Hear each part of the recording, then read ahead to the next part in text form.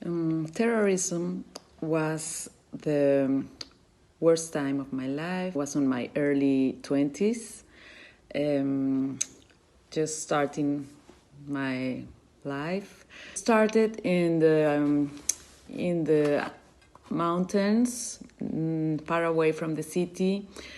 We just heard that things were happening, but it was like so far away, so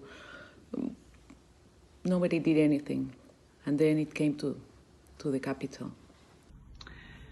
Nosotros vivíamos en Lima y al principio las noticias venían de lejos, nada más se sentía como una cosa lejana, pero poco a poco el terrorismo empezó a llegar a las ciudades.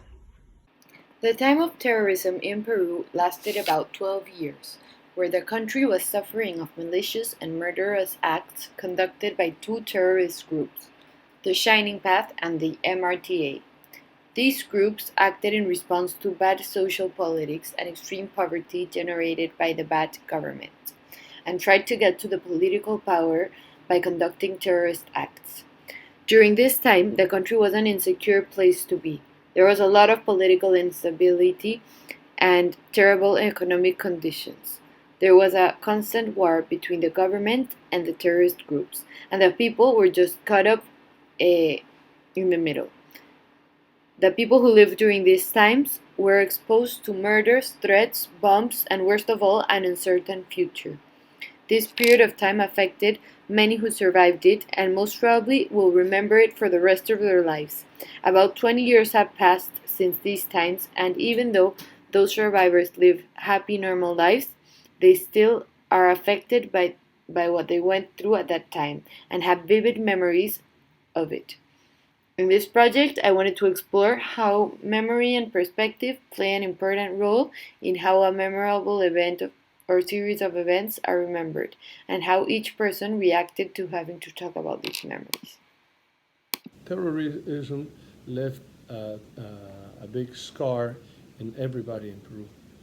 We all were witness of insane murderous attacks in the forms of explosive cars. They would go into the cities as well, mainly with very powerful explosives. It was an everyday case where we see transmission lines destroyed, so they would go after the source of energy. So we would have blackouts every time.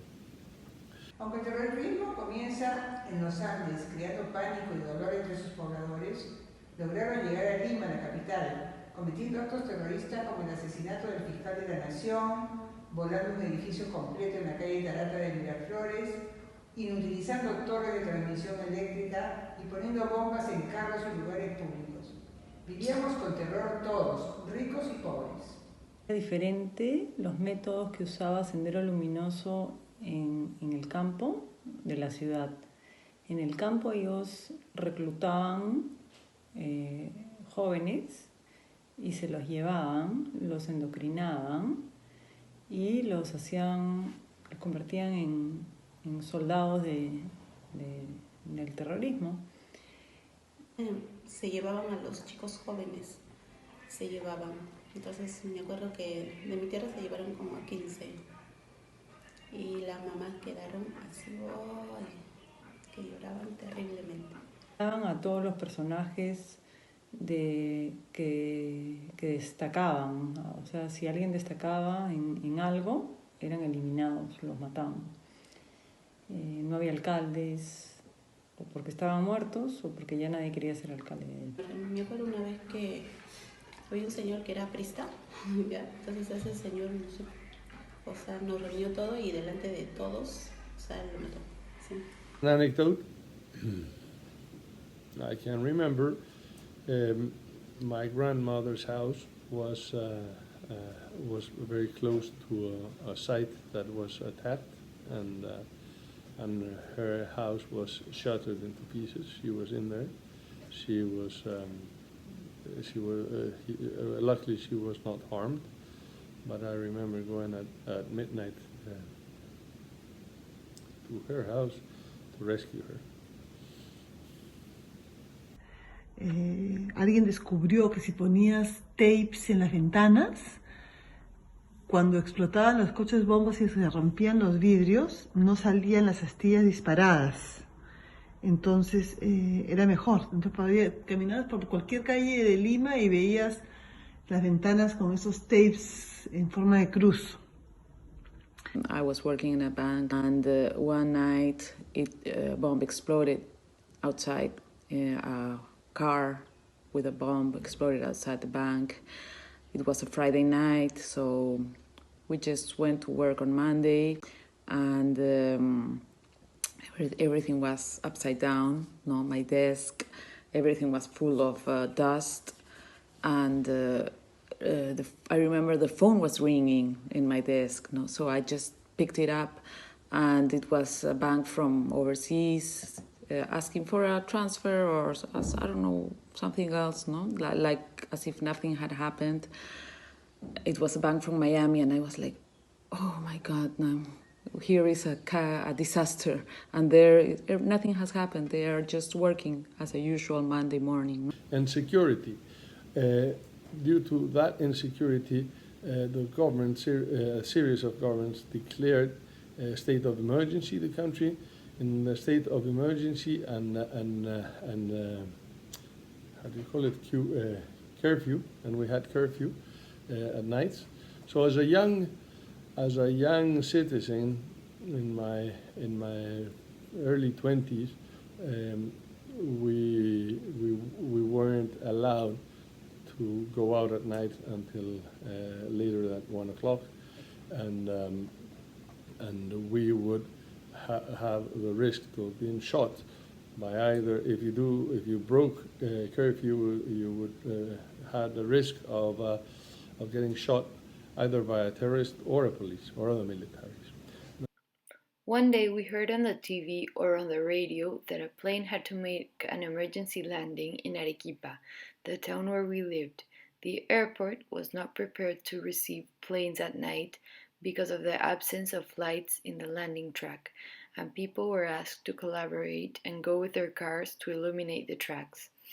Even though at that time it was crazy dangerous to go out at night because of the curfew, most people from the town didn't think twice to go out and help.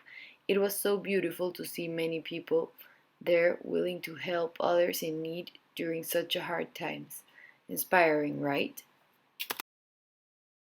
I remember I didn't know what road to take to go to work because I said, well, last week a bomb exploded on this avenue. Maybe this one won't explode a bomb. I had to think about it, and we were really scared, but we just stayed there and tried to do our best, help whenever a bomb exploded. We heard it, and then we started looking where it has been, if we could go to help. There were terrible times. They have marked my life forever.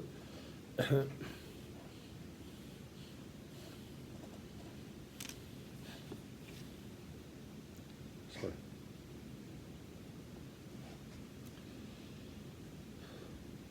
Kidnaps. The terrorists decided to broaden their actions, not only killing but also kidnapping. Personal friends were kidnapped and kept in captivity for months at a time. Even one close friends of ours were also killed for that. Then it stopped with a new government that came, and I was so relieved that and I'm so grateful now that I can live in my country, and I can live in my country, and I can go out to the streets, feeling comfortable, feeling well. I'm very grateful now. And the only and our pending job, of course, our pending homework to secure that forever is through education, capacitation and education.